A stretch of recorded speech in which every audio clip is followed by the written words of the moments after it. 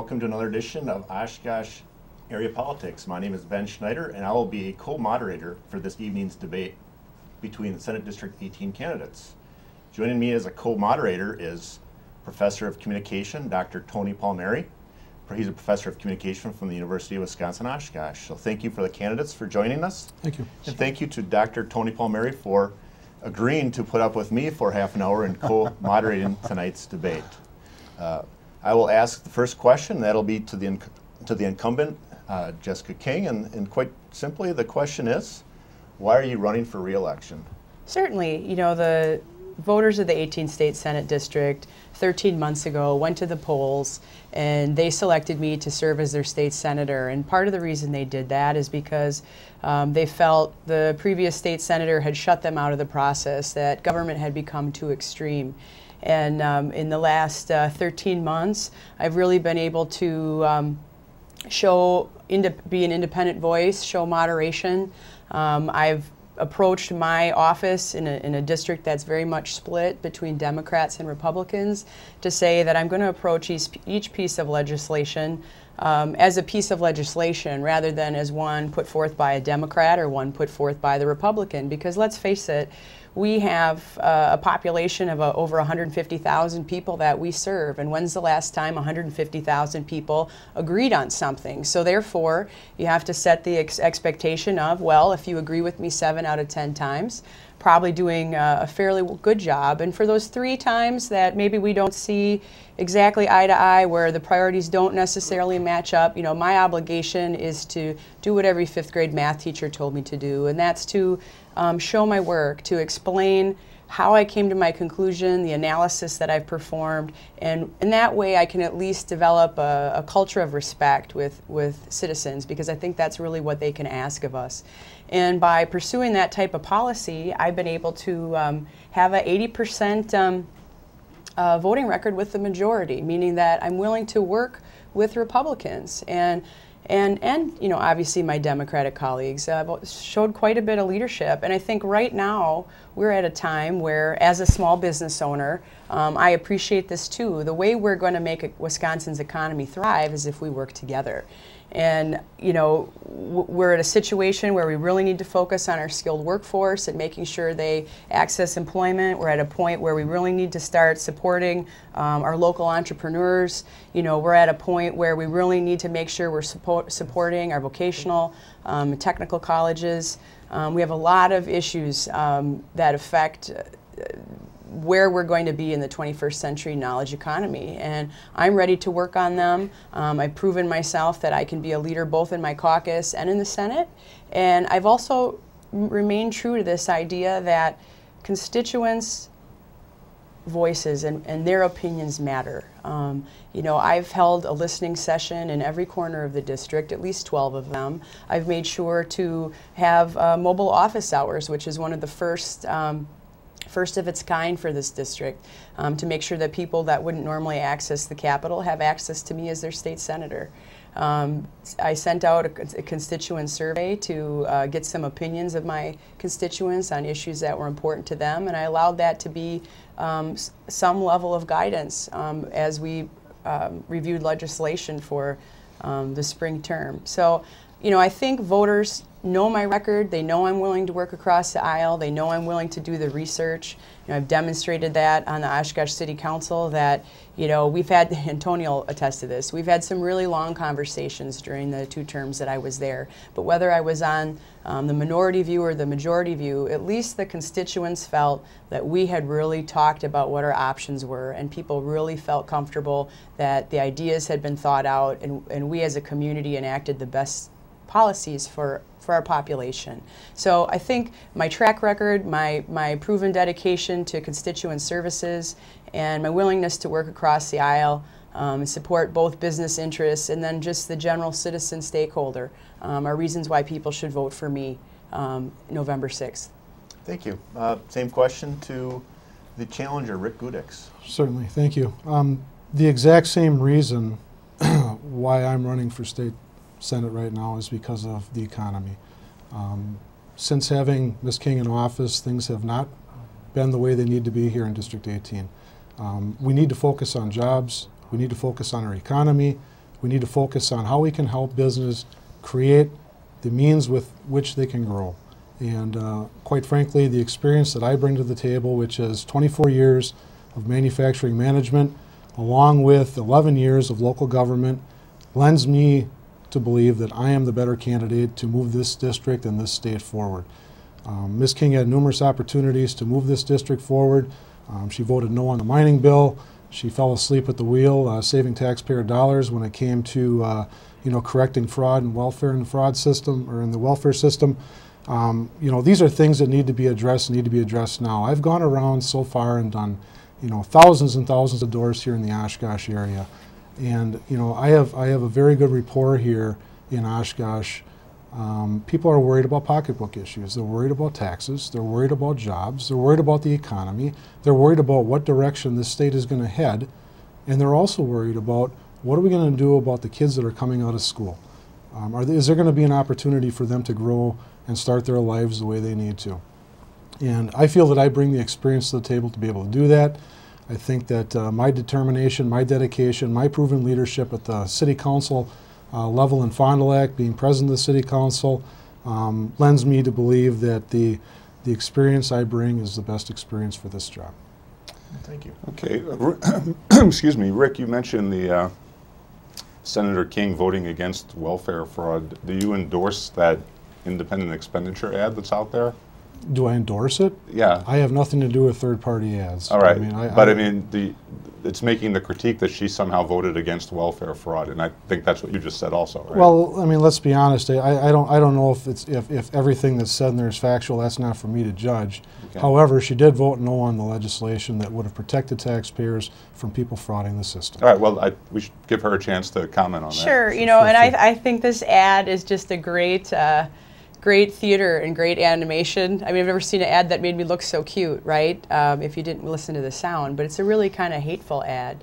And obviously, I don't support fraud. I don't support waste. I think it's really important for people to remember that for the last 2 years, I was hired by the Department of Justice as a Chapter 7 bankruptcy trustee to investigate fraud and abuse and refer people for prosecution. I mean, if anybody knows how to catch a criminal, it's me. And that was my job. But now let's look at the actual content of the ad. That ad is describing the child care center fraud in Milwaukee from 2009. And that's something that happened when I was still on the Oshkosh City Council. And you know what? I'll give credit to Senator Randy Hopper, who was in office at the time. He worked with Senator Alberta Darling. He worked with Democrat Senator Bob Jauch. He worked with Democrat Tamara Grigsby to pass at least 4 pieces of legislation to close down those inappropriate child care centers. They closed down 170 child care centers, and they returned $45 million to the taxpayer in 2010, all before I got there. Now, the piece of legislation that they're citing to my voting record has nothing to do with child care center welfare fraud. The piece of legislation that I voted on this last spring took away an individual's right for a fair trial. It took away administrative hearings. So that means if the government accuses you of fraud, you don't get your day in court to explain it. I mean, that's the vote I stood up for. I'll stand up for that again, whether you're rich and poor. You deserve your day in court to explain yourself, especially at a time when everything is automated. I mean, computers make mistakes. Somebody scans a document in wrong, and you don't get an opportunity to defend yourself, and you're labeled as a fraudulent person for the rest of your life. I mean, since when do we give that kind of power to bureaucrats? I think that's making big government bigger. And when it comes up to making sure people have their day in court, I'll always stand up behind it. And I think that, that's the pineapples and igloos of it. These two things aren't related. And then it makes you say, well, wait a minute.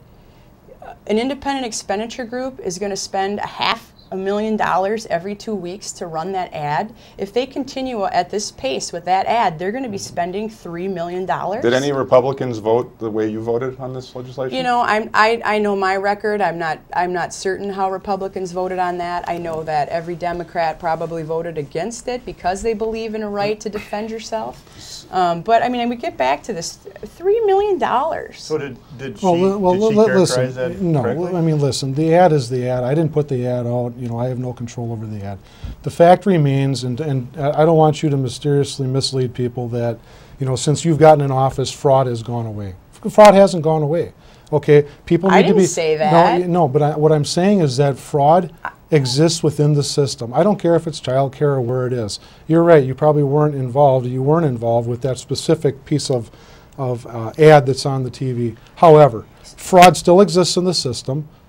This was a chance to clean up the wording. So you're saying you take away a right of somebody to defend themselves? No, there's oversight. There is oversight within that piece of legislation. What it doesn't do is it doesn't tie the court system up, which is overburdened the way it is with people's rights to challenge that thing, okay? So what they're saying is that... Rick, have you read it? Have you read the piece of legislation? I'm familiar with the piece of legislation. I think you need I'm to familiar read with it. the piece of legislation. All I know is that you voted no for a piece of legislation that would potentially save taxpayers millions of dollars a year.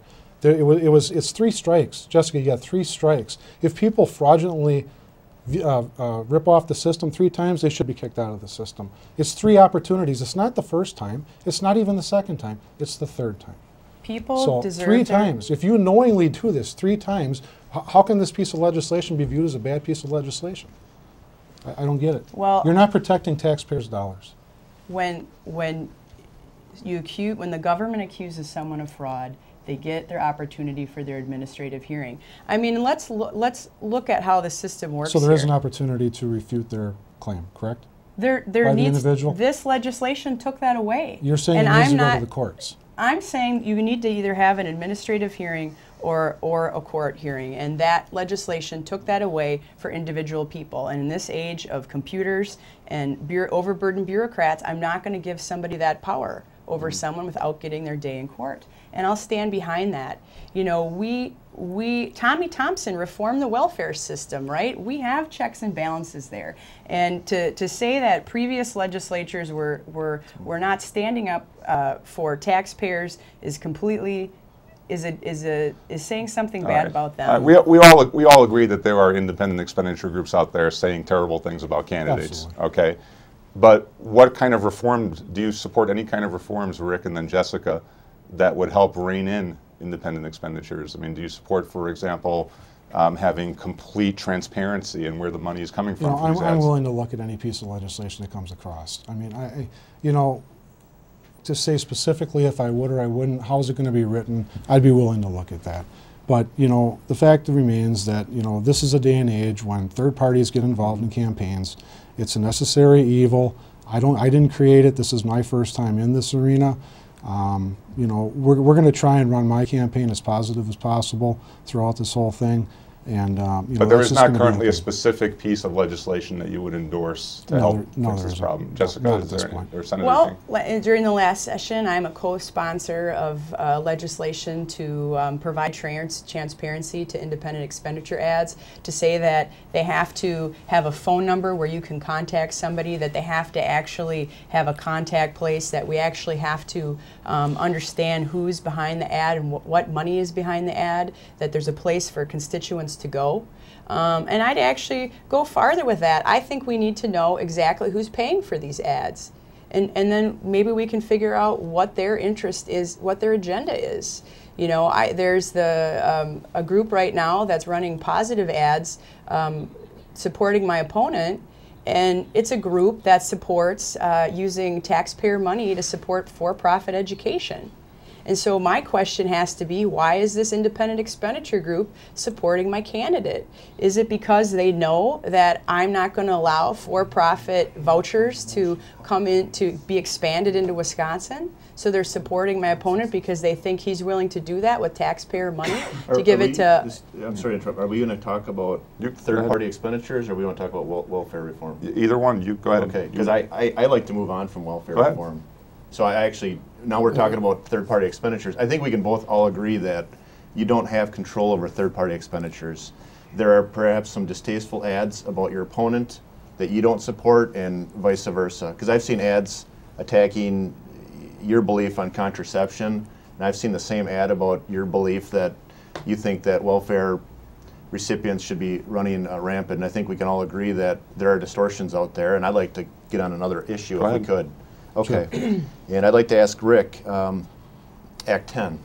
Sure. Did you support it? Why or why not? Well, I wasn't there to vote for it, but I do Okay. support Act 10. Well, as a city council president, excuse me, as a council president in Sure. Fond du Lac, you probably have some background of negotiations, and I believe you were mayor of Mayville. That's So, and I view this as a difference, so I'd like to probe that for our viewers. Sure. So if you were a legislature, or if you were the state senator at the time, would you have supported Act 10? And if so, why? And if not, why not? I would support Act 10, and I do believe it's a responsible piece of legislation that is moving this state forward.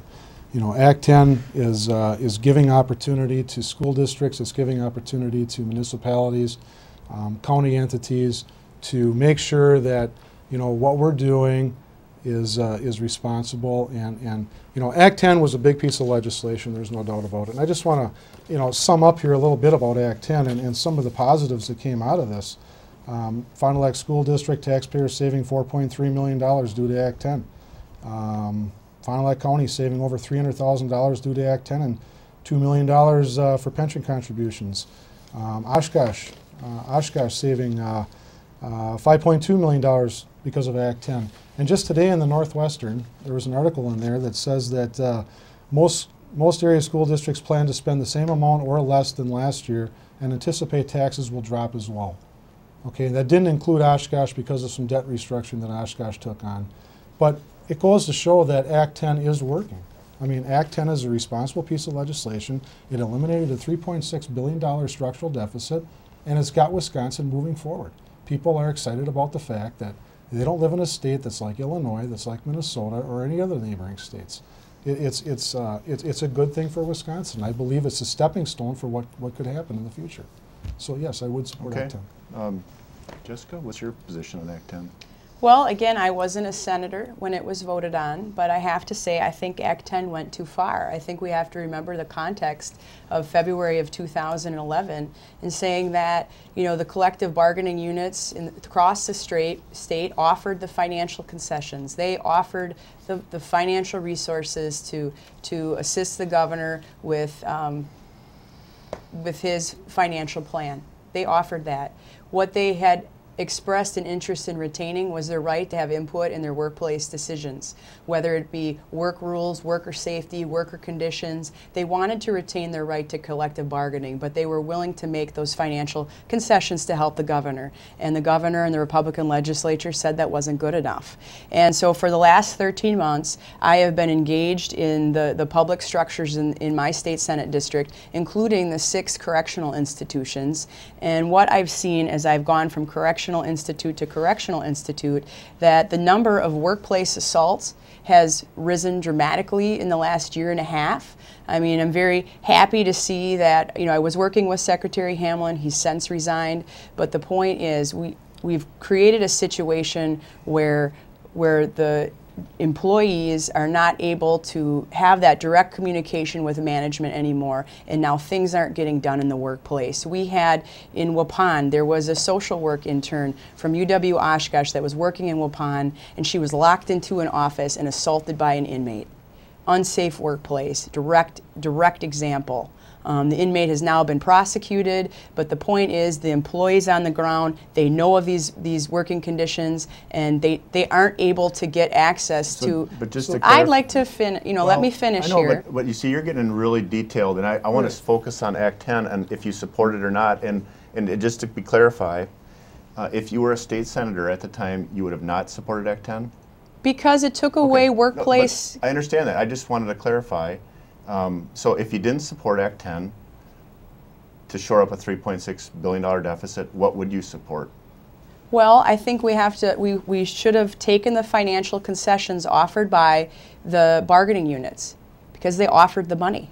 And I think that's the thing that everyone's forgetting here in this debate. They offered the money to help the governor with his budget process as long as they could retain their collective bargaining rights, i.e. their ability to have input in their workplace decisions, to make sure they have a safe workplace, to make sure that they're not put in harm's way. Especially, you know, I went up and toured King's Veterans Home, and these workers now have forced overtime, and they're doing one-on-one care with our veterans. And that's putting people at risk. when you have people working back-to-back 16-hour days, and they don't have any say in those work conditions anymore, and that's not what that you or I do not work in those work environments. And I didn't mean to interrupt you to irritate you, but you know, we actually have, we're in this about 18 minutes, and we really only covered 3 issues. Just let me, could I respond a little bit yes, to that? but I do want to, I don't want to move on to Act 10 yet, because as a school board member, for the first time in about a decade, we balanced the budget without cutting programs. And I sat in those negotiations, and I sat in with those unions, and they did not offer enough concessions to balance their books. So in other words, we'd have had to cut kids' programs. So, and you said that they offered the money, but that would not have balanced, what they offered would not have balanced a $3.6 billion deficit. So I guess what I'm trying to get at, you said you supported it, which shored up the deficit. You didn't support it, but I don't believe that would have shored up the deficit. So I just want to find out, what would you have supported had you been a state senator at the time to balance the budget? Because the offering from the employees, based on the analysis that I've read, and I know just in the Oshkosh School District, would not have balanced the budget. So what plan would you have supported to balance the budget? Well, the governor also gave out substantial tax breaks to large corporations in January of 2011, and I wouldn't have supported those. I think those were giveaways that weren't accountable, and they weren't tied to job creation. There was no tax incentive that said you would create X number of jobs, and but for doing that, we wouldn't have needed Act 10. So I think there's a bigger picture here and a bigger story that's not being told. And I think the assertion you made about that we aren't seeing changes in the Oshkosh School District, you know, I've talked to professors at the high school, and they suddenly now have 170 students a day that they now are responsible for, and the threshold used to be 145, 150. So I don't think we can say there was no consequence. Well, I didn't say that. Actually, to clarify, the school district went, and I just want to use facts. I want to use facts. I'm a data-driven guy. Before Act 10, before Scott Walker was elected, as a sitting school board member, I can attest that the school board projected a $1.5 million deficit while Jim Doyle was in office. As a result of Act 10, the school district has a $3.5 million surplus. I'm no longer on the school board, but I don't know why they would have raised class sizes if they had a $3.5 million surplus. Let's let Rick respond. I'm still here, okay. guys. Yeah, I'm sorry. Ben's not running for Senate. I think he's. You know, I'm sorry. I just wanted to. Right, no, I appreciate that. That's fine. You know, the whole thing is collective bargaining is financial. They say it's not financial. It certainly is financial. And you're right. I mean, just giving up or taking what would have been offered by the union members was not enough to cover the deficit. All right. Governor Walker got rid of that deficit. The Republican legislature that voted for Act 10 got rid of that deficit. That's important. That is key. You know, what that does is it opens doors for this state, this country in general, because this is going to be a widespread thing here.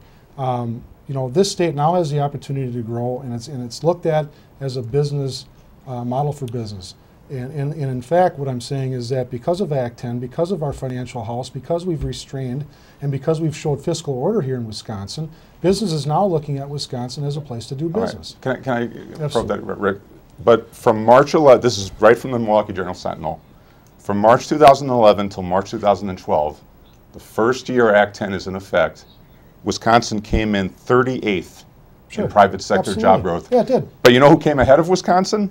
Minnesota, number 18. Do you want me to explain Illinois, why number that 32. happened? I'll tell you why it happened, because we had this whole recall season going on, chaos here in the state.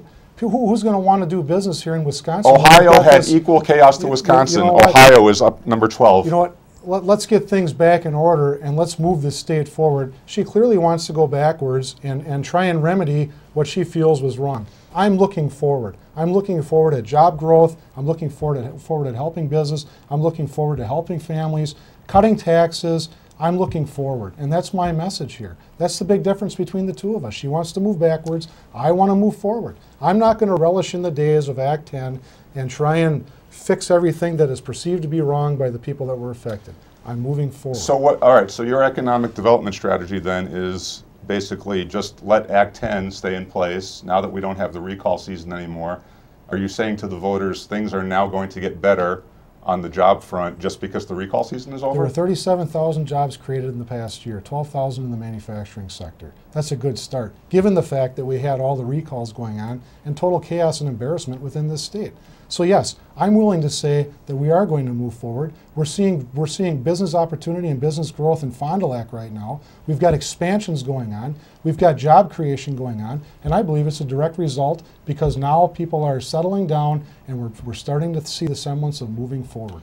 And that's the key. We're All going to right, move Jessica, forward. what do you think needs to happen with economic development? Well, I'll tell you, we have a crisis right now, and it has a lot to do with our skilled workforce. In the next 2 years, statistics show we have 39,000 people, or vacancies, job vacancies, and we do not have the people with the skilled credential or accreditation to fill those jobs. At the same time, we have waiting lists at our technical college. But that doesn't matter because Tony says we're not moving forward. So we're not creating jobs. Okay, okay. Go ahead. I'll Go ahead. fair game to interrupt Sure, then, go right, Rick? Okay. Now we're in the same this spot. I mean see, now I've lost my train of thought. Good debate tactic, Rick. I appreciate that. So courteous of you. Well, skilled workforce, job. What I'm really Thanks, interested in guys. both of you is what specific legislation is needed to move the economy forward? Well, we need to really develop, I think, a venture capital proposal to help Wisconsin entrepreneurs to make sure that they can leverage public and private investment.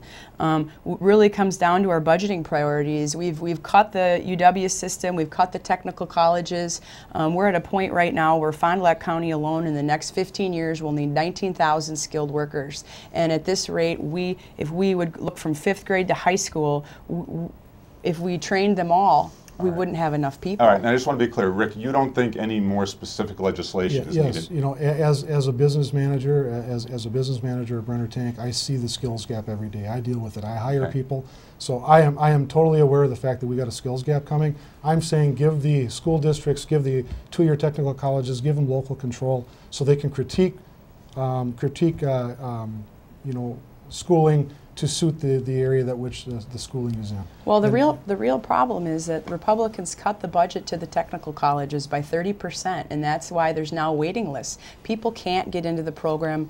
There's not a chair for them, and the technical colleges. You know, I'm the chair of the Work Training, Technical College, and Workforce Development Committee. We've held testimony on this. People want to get into technical colleges. They can't. The technical colleges don't have the resources they need. Businesses are supportive of this. Stakeholders are supportive of this. But the Republican legislature isn't willing to fund it. And that's a problem. And you're aware that a $700,000 grant was given to MPTC through a private organization to help in that endeavor. So I think that what we're seeing is we're seeing business, private sector getting involved in the schooling, and I think that's a positive thing. Well, of course it's a positive thing. I think it's So I don't great think- that, yeah, but we haven't invested enough, and we're at a situation where the technical colleges truly need the state to stand behind them, and we've been a state that's always supported education. Yeah, actually, we have about 30 seconds left, and I just want to explain to our viewers that this is a half-hour program, but we also have another half-hour program. So this is part one of a two-part debate.